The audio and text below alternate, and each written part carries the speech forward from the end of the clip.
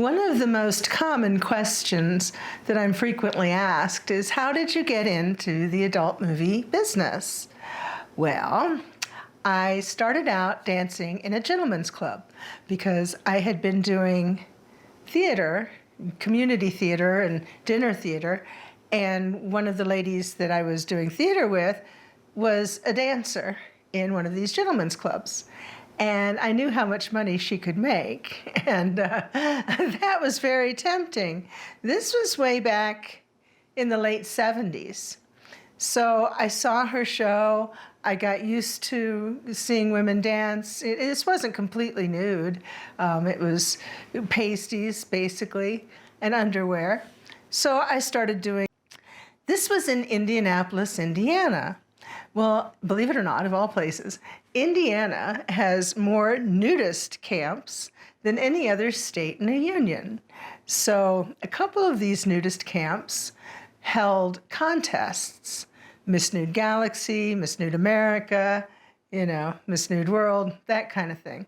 So the owner of the club said he was getting together a little minivan and was taking people up to this nudist camp for this contest they were having. And if any of the dancers came and entered the contest and won or came in second place or third place, he would give them a raise. So a lot of the dancers, including myself, decided to go. And as fate would have it, I won the contest. My grandmother was not pleased. That's who I was living with at the time.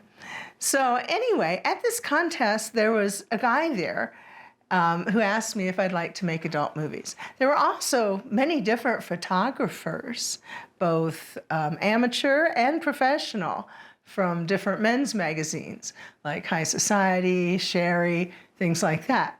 So I got into the magazines just because I was at the contest, And one of these guys asked me if I would like to make adult films because he worked for one of those companies who, oddly enough, was based out of Michigan. And I said, no thanks. This is all new to me. This is really overwhelming, and I'm not interested. I had heard, bad things and all that kind of stuff. Well, the next year I had to go back to give the crown to the next winner. You know how it is. You pass the crown on to the next winner. Over that year, my husband and I had gotten married, and we started watching adult movies, as couples often will do, and started looking at men's magazines and that kind of thing. And he accompanied me to the contest to give the crown away.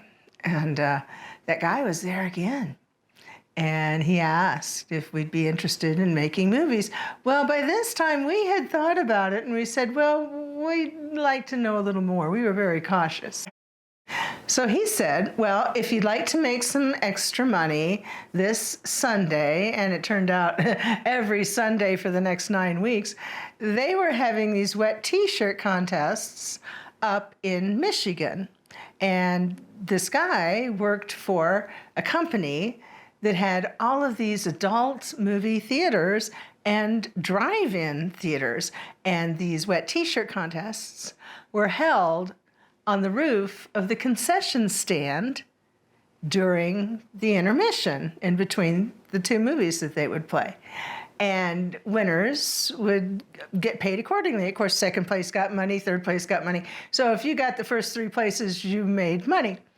Well, there was no guarantee that I was going to win, but this was an opportunity to get to know him and to sit and talk over dinner and discuss what making movies would look like, what the business was like in reality. So, okay, he's fine. So we went in.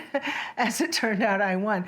I won all these things not because I was exceptional in the looks department or because I had the best tits around or anything like that. It was because there was always a dance segment. And, when you watch Miss America or whatever, there's a talent part of the competition. So they're judged on evening gown, they're judged on bathing suit, but they're also judged on talent. Well, it's similar to that. So part of what we were judged on was our ability to dance. Well, I did my first solo dance when I was 4 years old. I'd been taking dance 4 and 5 times a week at Butler University, professional dance. I wanted to be a dance major, majoring in ballet, but I also knew jazz, tap, hip hop, all these other kind of styles. So dance was like my thing. So when you put dance into the equation, it wasn't fair to the other ladies, let's say. So I kept coming back, winning these contests, learning more about this business. And because they had these theaters, they could book me in the theaters as a feature entertainer, again, between the movies and in the intermission. So I had an agent who booked me as a dancer in gentlemen's clubs, specifically off of the Miss Nude Galaxy title.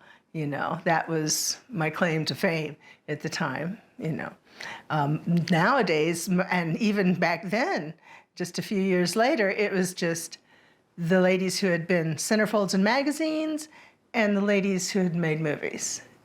Those were the ones who made the big bucks. But I made a little bit as Miss Nude Galaxy. So they booked me in their theaters, and the thing was, I was going to get to meet my friend. That's what this guy always called him, my friend. And it was like, is this the mafia or something? Where, the witness protection plan, we can't say this guy's name. What is it? Well, I later found out it was tax evasion was what they were worried about. He was on trial for that. So, okay. So this guy that we had been talking to all this time, his name was Mike. And Mike was a very attractive man. You know that song, ZZ Top, Every Woman's Crazy About a Sharp-Dressed Man? He was a sharp-dressed man. Silk suits, tux, just to the nines, just perfectly dressed, perfectly coiffed. The fingernails done, just, yeah, he was like a James Bond kind of thing. And the air of mystique, because it was adult movies that we were talking about and all that kind of added to it. So, I was married, but, I can see. So I was attracted to him. Definitely attracted to Mike, no doubt about it. Certainly wasn't going to do anything behind my husband's back. But this guy was an attractive man, no doubt about it. So as time went on and I'm dancing in these theaters and stuff, my husband is running the spotlight. And one night as he's running the spotlight, a guy comes up to him and says, I hear your old lady wants to make fuck films. And Bud's like, excuse me? And he can't really take his eyes off of me because he's got to keep following me with the spotlight. And again, I'm a dancer, so I don't stay in one place. I move. So he had to keep his eye on me. But he's like, yeah, I'm a friend of Mike's, and he tells me that your old lady wants to make fuck films, and I came here to talk to you about it. So we knew this was Mike's friend. And after my show, we went back to the dressing room, and so he said, how do I know that if I hire your wife to make a movie and we get on set, that you're not going to flip out when you start seeing your wife having sex with some other guy, Because there had been a lot of instances where that had happened.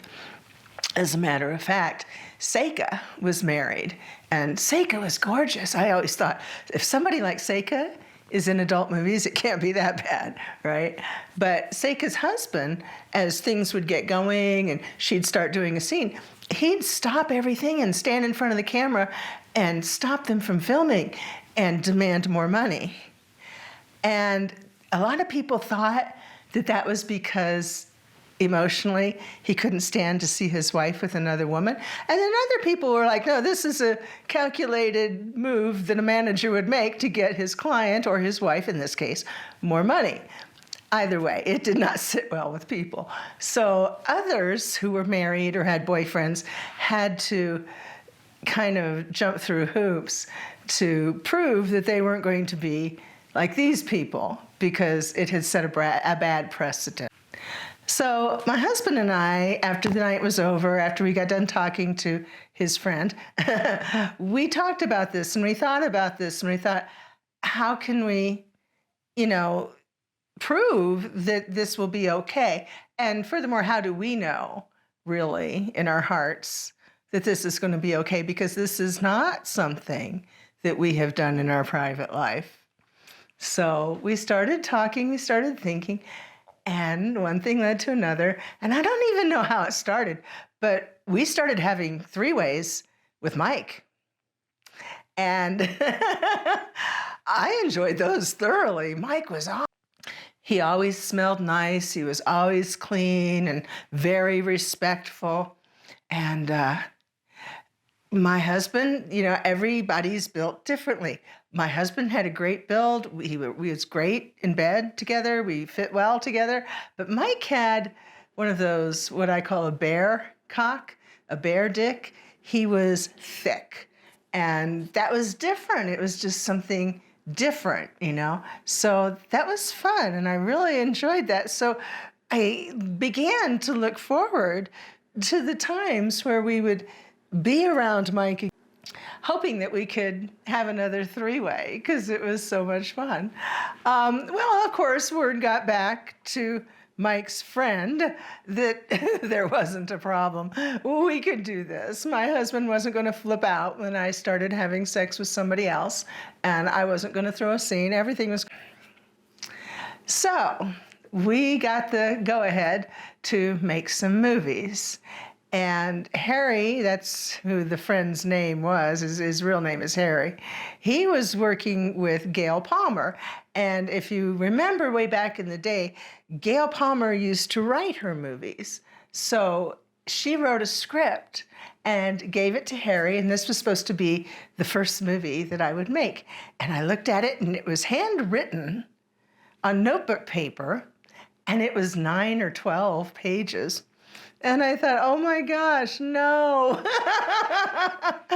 I thought, I guess the biggest fear that I had of getting into adult films was not having control, or that it would be some kind of crazy sex thing, or that I'd be beholden to the mafia, you know, and that kind of stuff. But what it really was the unprofessionalism of it all. I mean, I had done community theater in Indianapolis, and I knew what a script looked like, and this was not a script. So I said pretty much that. And he said, oh, you think you can do better? And I said, well, yeah, I know I can. So he said, okay, go write something then. So I wrote it, and I brought it back. And that turned out to be The Young Like It Hot. And that was the first movie that we shot. So that worked out really well. And Harry's thing, he always did 2 movies back to back. So we shot another movie as well. Then it was time for the opening. And we did the opening. It was a huge... in New York City, it was the premiere. So there were limousines and balloons and, you know, this big to-do, all the magazines and everything. It was like a Hollywood event, but it was for an adult movie. Of course, this was back in the 80s. This had to be 83, 84. So, you know, it was fun. It was a really fun event. And Mike was there. So guess what we did afterwards to celebrate? So that kept going on for a while. And that was really nice. Fun fact, after a while, Mike finally got a girlfriend. And that girlfriend was Portia Lynn. As I said, Mike and Caribbean Films, they were out of Michigan, and Portia is from Detroit. So they got together and they got involved, and that's kind of how Portia got her introduction into the business. And that's kind of how I met Portia. And the sad thing about Mike, and he's no longer with us, unfortunately, he was a Vietnam veteran, just like my dad, and he was a helicopter pilot.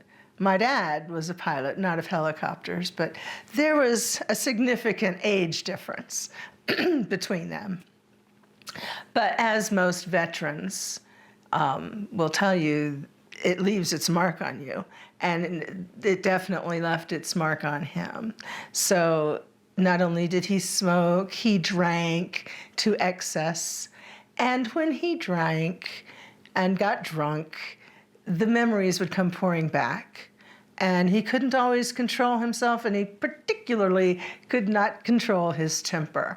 And that's what broke him and Portia up, is one time he got very angry and a glass ashtray across the room and struck her in the face.